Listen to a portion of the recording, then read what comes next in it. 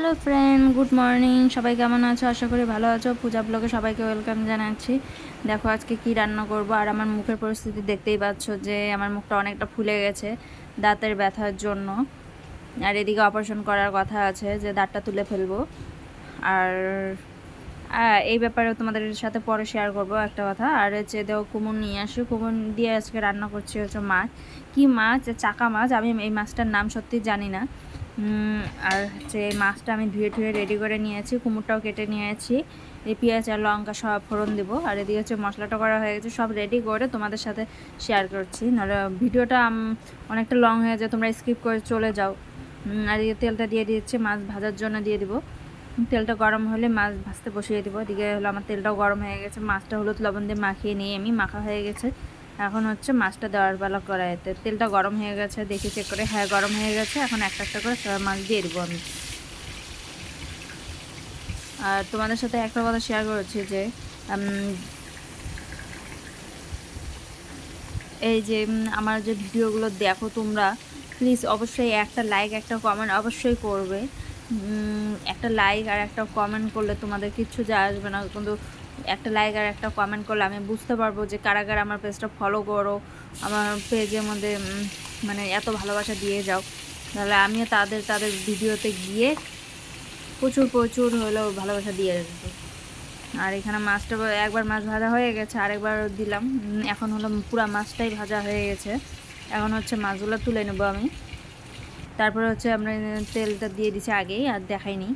এখন হচ্ছে তেজপাতা দিলাম, আর হলো জিরে দিব, তারপর পেঁয়াজ আর কাঁচা লঙ্কা দিয়ে দেবো সোমবারে। অনেকে ফোড়ন বলে, অনেকে সোমবার বলে, আমি দুটোই বলি আর কি, যখন যেটে। আর এদিকে হচ্ছে পেঁয়াজ আর হচ্ছে আর কাঁচা লঙ্কাটা দিয়ে দেবো। আমার পাশে যে কড়াইটা আছে ওটা তোমরা ভাবছো হয়তো কড়াইটা কালো হয়ে গেছে, না, এটা লোহার কড়াই। ওটার মধ্যে আমি অনেক কিছু রান্না করি। লোহার কড়াই রান্না করতে সুবিধা হয়, মাছতেও সুবিধা হয়, আর রান্না করতেও সুবিধা হয়।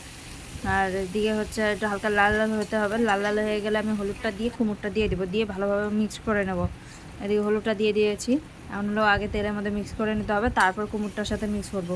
তাহলে কি হয়, হলুদটা আগে দিয়ে দিলে তেলের মধ্যে হলুদটা তেলের মধ্যে তো পুরোটা মিক্স হয়ে যায়। আর এদিকে কুমড় দেওয়ার সাথে সাথে যতবার খুঁজে দিয়ে নাড়াচাড়া করবা, হলুদটা একদম পিওরভাবে মানে কুমড়োর সাথে মিক্স হয়ে যায়। এখন হচ্ছে ভালোভাবে মিক্স করে দেবো আমি। এখন মিক্স হতে কোনো অসুবিধা হবে না, কারণ তেলের সাথে হলুদটা মিশে আছে, তো তাই মিক্স হতে অসুবিধা হবে না। এখন একটু হালকাভাবে ঢেকে দেবো 5 মিনিটের জন্য। তারপর ঢাকা হয়ে গেলে এখন তুলে নেবো। 5 মিনিট হয়ে গেছে, এখন লবণ দিয়ে দিয়েছি। এখন হচ্ছে ভালো করে নাড়াচাড়া করে নেবো। তোমরা ভাবছো যে কালারটা এরকম আসে কেন? আমি মানে নতুন নতুন এডিটে হচ্ছে ট্রাই করছি আর কি, কোন এডিটটা ভালো হচ্ছে আর কি, ফিল্টারটা ভালো হচ্ছে। তা দেখছি যে প্রতিদিন একটা একটা করে এই ফিল্টারটা দিলাম, দেখো এই কালারটা কীরকম চলে আসছে। আর কী বললাম না, ডাইরেক্ট এমনি ফিল্টার ছাড়া ভিডিও করাই ঠিক আছে, কালারটা অত অসুবিধা নয়। এদিকে মাছ ভাজা হয়ে গেছে, কিছু মাছ আবার আলাদা করে রেখে দিয়েছি।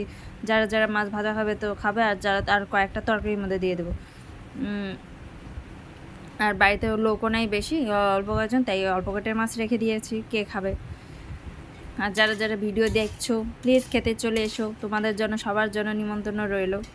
এদিকে আমার ভাজা ভাজা প্রায় হয়ে আসছে, এদিকে মশলাটাও রেডি হয়ে গেছে। আর একটু ভাজা ভাজা করে মশলাটা দিয়ে ভাজা ভাজা করতে হবে। এখন মশলাটা দিয়ে দিয়েছি, এখন মশলাটা দিয়ে ভালোভাবে ভাজা ভাজা করতে হবে।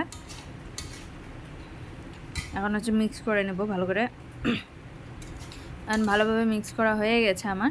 এখন হচ্ছে মশলাটা কে ভালোভাবে এখন ভেজে নিতে হবে সবজির মধ্যে। মশলাটা ভালোভাবে ভাজা হলে তার মানে মশলার যে একটা সেন্ট হয় ওটা থাকবে না। আর এদিকে জল বসিয়ে দিয়েছি আমি, কুমড়টা হচ্ছে মাখা মাখা তরকারি হবে। আর এদিকে আমার মশলা ভাজা প্রায় হয়েই আসছে, দেখতেই পাচ্ছ। এই যে মশলা ভাজা প্রায় হয়ে গেছে আমার। এখন হচ্ছে জল দিয়ে দেওয়ার পালা। আর কয়েকবার নাড়াচাড়া করে আমি জল দিয়ে দেবো। আমার জলটা প্রায় গরম হয়ে গেছে, জলটা দেখাচ্ছি আরেকবার। এই দেখো জল বলক করা শুরু হয়ে গেছে। এখন হচ্ছে জলটা দিয়ে দিলাম, আর জল দেবো না, এতটাই থাকবে, কারণ তরকারিটা কুমড়োর তরকারি সবসময় মাখা মাখাই খেতে হয়, তাও তো আমি ঝোলটা একটু বেশি দিয়ে দিই। আর এদিকে হচ্ছে আমাদের ঝোলটা বলক করার জন্য একটু অপেক্ষা করতে হবে। ঝোলটা বলক করা হলে মাছটা দিয়ে দিব।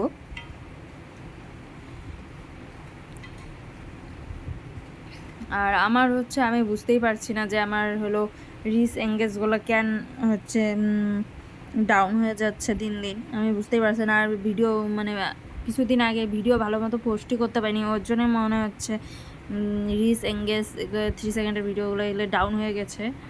এখন হচ্ছে মাছটা দিয়ে দেবো। আমি বুঝতে পারছি না, কেউ যদি বুঝে থাকো প্লিজ কমেন্ট করে জানিও যে এটা কিসের থেকে ডাউন হয়ে গেছে আর কি করতে হবে প্লিজ সেটাও আমাকে বলে দিও একটু। তোমাদের কাছ থেকেও তো অনেক কিছু শিখতে পারি আমি। এদিকে হচ্ছে এখন জাল হবে, ভালো করে জাল হলে আমি নামিয়ে নেব। আমাদের জাল হচ্ছে, এখন হচ্ছে আমি নামিয়ে নেব। আর একটু জাল হলে আমি নামিয়ে নেব। আর কার কার আমার এই রান্নার ভিডিওগুলো ভালো লাগে প্লিজ কমেন্ট করে অবশ্যই জানাবে। আর যার যার ভালো লাগে না সেটাও জানাবে যে ভালো লাগে না। ভালো না লাগলে তো আর কিছু করার নেই। আর যাদের ভালো লাগে প্লিজ একটা করে কমেন্ট করে যাবে, তাদের প্রোফাইলে গিয়ে আমি ফুল সাপোর্ট করে আসবো, এটা 100% গ্যারান্টি দিয়ে বললাম। আর এখন হচ্ছে আমার তরকারিটা হয়ে গেছে, আর একটু অপেক্ষা করতে হবে কারণ মাছটা কেবলই দিয়ে দিয়েছি তো তার জন্য। আর সবাই আশা করি ভালো আছো। আমার কিছুদিনের জন্য সমস্যা হয়েছিল, মানে আঁকেল দাঁত উঠতে পারছিলো না, যার জন্য আমার গালটা পুরো ফুলে গেছিলো আর আমি কোনো ভিডিও করতে পারিনি আর কোনো রিলও পোস্ট করতে পারিনি, যার জন্য আমার মানে রিচ এঙ্গেজগুলো মানে ওর জন্যই মানে ডাউন হয়ে গেছে। আর কিভাবে এটাকে তুলবো আর সেটা প্লিজ যে জানবে প্লিজ কমেন্ট করে অবশ্যই জানাবে যে কিসের জন্য এরকম হয়েছে। দেখো আমাদের তরকারি কমপ্লিট, কালারটা সেই সুন্দর আসছে। টাটা বাই বাই, সবাই ভালো থেকো সুস্থ থেকো। আর রান্নাটা কেমন হয়েছে একবার কমেন্ট করে জানিও। আর তোমাদের ভালো লাগলে বাড়িতে অবশ্যই ট্রাই করে দেখবে যে কেমন লাগে। Tata bye bye.